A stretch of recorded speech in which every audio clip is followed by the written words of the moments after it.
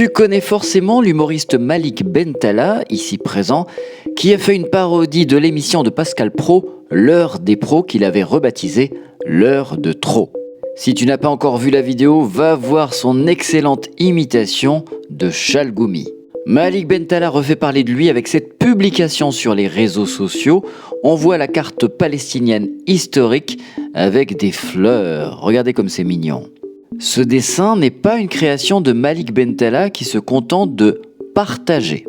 Certes, il n'y a pas le drapeau israélien, mais est-ce pour autant un acte antisémite ? Reste bien jusqu'au bout de la vidéo, je vais te prouver encore une fois l'indignation à géométrie variable. Commençons par l'habitué du bois de Boulogne qu'on voit régulièrement chez Cyril Hanouna, Franck Tapiro, publicitaire. Celui-ci nous dit, je cite, « En partageant cette image, Malik Bentala collabore complètement avec les appels à l'extermination de l'État d'Israël et du peuple juif. » Franck a toujours des propos très modérés, pas du tout extrêmes. Voici la réaction de Karim Maloum qui se définit comme laïque, républicain, universaliste, féministe, européen.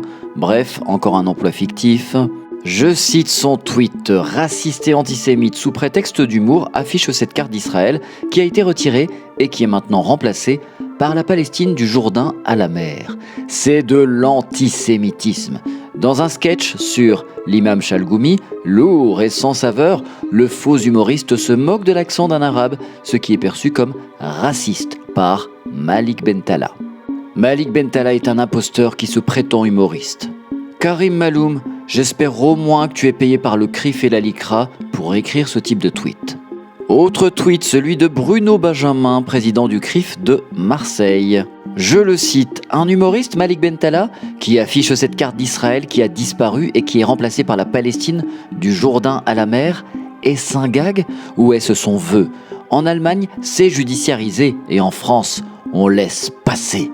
Et voici ce tweet de Grégory Zaoui qui fait la leçon à Malik, mais on va s'intéresser quelques secondes à ce personnage.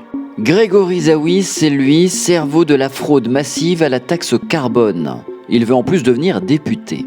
Grégory Zaoui, 51 ans, avait passé 5 années en prison, années entrecoupées de cavale entre 2009 et 2020, pour son implication dans la fraude à la taxe carbone qui aurait coûté, écoutez bien, plusieurs milliards d'euros à l'État français. Donc c'est nous qui l'a volé. Donc voici ce que dit cet escroc à propos de Malik Bentala. Plutôt que de boycotter Carrefour France, qui contribue depuis toujours à augmenter le pouvoir d'achat des Français, créer des emplois et enrichir ses actionnaires, il serait bien plus juste de boycotter Malik Bentala et sa pensée meurtrière pour son apologie du terrorisme. Sa médiocre parodie sur l'imam Chalgoumi était annonciatrice sur son état d'esprit au vu de son poste. Allez, pour les gens qui ont Alzheimer, petit retour en arrière, nous sommes en septembre 2023 et regardez ce que fait Benyamin Netanyahou. Il montre une carte d'Israël sans la Palestine. Cette carte a été présentée pendant le discours qu'il a donné lors de la 78e session de l'Assemblée générale des Nations unies. Et voici ce qu'a publié récemment l'avocate franco-israélienne qui aime les polémiques. La voilà, la carte de mon pays telle que Dieu l'a donnée au peuple juif il y a 4000 ans. Donc vous voyez, Israël très élargi, sans la Palestine, et qui déborde sur l'Égypte, l'Arabie Saoudite, l'Irak, la Syrie, notamment.